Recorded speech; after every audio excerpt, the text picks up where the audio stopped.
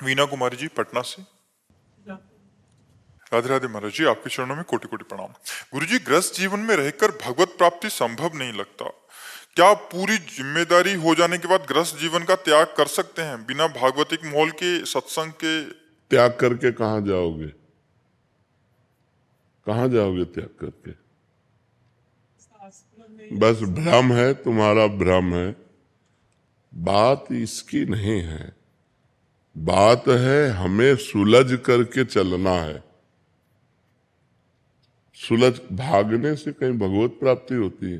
कहीं जाने से भगवत प्राप्ति होती है? अगर कहीं जाने से हो तो चलो अपने सब लोग चलते हैं, भगवत प्राप्ति हो जाए। बताओ कहाँ जाया जाए? आप हमें स्थान बताओ कि वहां चलो तो भगवत प्राप्ति हो जाएगी। वहीं हम तुम्हें दिखाएंगे माया का तांडव। जहां आप कहोगे भजन करो, जहां भी हो, हम जैसी पद्धति से कहें वैसे भजन करो, आपको भगवत प्राप्ति हो जाएगी। पति में भगवान को देखो, सास ससुर में भगवान को देखो, रसोई बनाओ राधा राधा रटते हुए, पति में भगवान को देखकर उसको पवाओ, सास ससुर परिवार के जनों को पवाओ, राधा राधा राधा, भगवत प्राप्ति हो गई। कुछ नहीं, कलयुग है। अपने घर में रहो, अपने पति को भगवान मानो, अपने परिवार को भगवान का जन मानो, नाम जप करो, अच्छे भाव से सेवा करो, इसी से भगवत प्राप्ति हो जाएगी। वही काम हम कर रहे हैं। अपना भगवत स्वरूप मान रहे, सब मेरे हो और कोई मेरा नहीं है। सबसे प्यार से बात कर रहे हैं, सबसे प्यार से मिल रहे हैं, पर किसी से प्यार नहीं है। बस यही पद्धति अपनानी है आपको। सबसे प्यार करो, लेकिन भगवान की भावना से करो। तो किसी के शरीर से प्यार नहीं है, भगवान से प्यार है, भगवान को प्राप्त हो जाओगी। कितनी ऐसी गृहस्थ माताएं बहनें हुई हैं जो दिव्य संत हुई हैं, लेकिन उनको कोई जानता नहीं।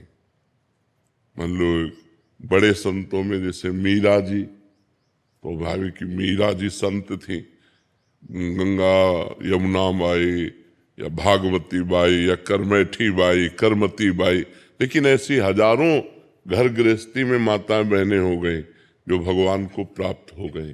कौन जानता है उनको? आप अंदर अंदर नाम जप कर रही हैं, हर कष्ट सह रही, परिवार को पवा रही, परिवार का पोषण कर रहे, भगवान को अपना मान रहे, भगवान को प्राप्त होगी। बात समझना है। भाग के कहाँ जाओगी? जहां भाग के जाओगी वहां भी तो माया है। माया कोई ऐसी थोड़ी, माया यहां से लेके ब्रह्मलोक तक है। ब्रह्मलोक तक, ऊपर के 7 लोक, नीचे के 7 लोक, कहां भाग के जाओगे? कलयुग है, अपने घर में रहो, संतों के प्रवचन सुनो और अपने घर में भजन करो। दूरी बना के रहो, वो भी पवित्र रहे, आप भी पवित्र रहो। खूब भजन करो। ये सब नाटकबाजी नहीं, बिल्कुल नाटकबाजी नहीं। नाटकबाजी से भगवान कभी नहीं मिलते हैं। भाई भोजन तो चाहिए ना, वस्त्र चाहिए ना, कहीं रहने को तो चाहिए ना, रहने के लिए किसी का आश्रय चाहिए ना। अब वो कैसा हमारे साथ व्यवहार करे? अपने पति को तो जानती हो ना, अपने परिवार को तो जानती हो ना। नई जगह में जहां जाओगे उसको तो जानती नहीं हो ना, कैसा व्यवहार होगा, क्या वातावरण होगा, क्या हमारे साथ दुर्व्यवहार। बिल्कुल ये सब बाहरी बातें हमें पसंद नहीं। अपने घर में रहो, धर्म की कमाई से अपने परिवार का पोषण करो, भगवान का नाम जप करो, भगवान के आश्रित रहो, वो कृपा करेंगे, आपको प्राप्त हो जाएंगे। भगवत प्राप्ति कठिन नहीं है, भगवान की प्राप्ति का मार्ग जानना कठिन है। अगर मार्ग जान जाओ तो कोई कठिन नहीं भगवत प्राप्ति। घर गृहस्थी परिवार सब जगह भगवान है। कहो सो कहाँ जहां प्रभु नाही, नाम जप करो, घर गृहस्थी में जहां हो वहीं परिवार को अपना भगवान मानकर सेवन करो, उसी से भगवत प्राप्ति। कहीं भागने की जरूरत नहीं। महाराज जी, जहाँ आप मन लगाने को कहते हैं वहां मन सहजता में लगता नहीं, और जहाँ छोड़ने के लिए कहते हैं वहां सहजता में लगता है महाराज। हाँ, ये माया का तो खेल है। पर इतने ही तो हमें देखो, हमने ये नहीं कहा कि आप पति को छोड़ दीजिए, हमारी बात को समझिए। और कहा कि पति से और प्यार कीजिए, उसे भगवान मान लीजिए। जैसे ये हो कि हम जहां मन लगाना होता है वहां लगता नहीं, जहां हटाना होता है तो वहां लग जाता है, तो हम वहीं लगा रहे हैं। पति से हमारे शरीर का पोषण होता है, वासनाओं की पूर्ति होती है, हम उसको भगवान मान लेते हैं। पति को पहले मनुष्य मानकर प्यार कर रहे थे, अब भगवान मान के प्यार करेंगे और अधिक प्यार करेंगे। सास ससुर को पहले मनुष्य मान रहे थे, अब उन्हें भगवान मान के प्यार कर रहे हैं। मतलब हमें टिकिया प्यारी लग रही तो बिहारी जी को अर्पित, प्रभु आप पाओ और आप प्रसाद पाओ, और टिकिया बिहारी जी को अर्पित कर दो तो वही तुम्हारा भजन बन जाएगा, वही भजन बन जाएगा। हाँ, और भगवत प्राप्ति कोई कठिन नहीं है, केवल समझना कठिन है।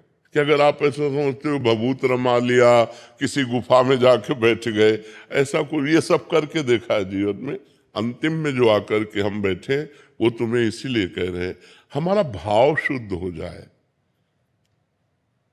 जो हम पदार्थ पा रहे हैं अपने पोषण के लिए, वही जब हम प्रभु को भोग, घर में ठाकुर विराजमान कर लो, उनको भोग लगाया, अब सब प्रसाद हो गया।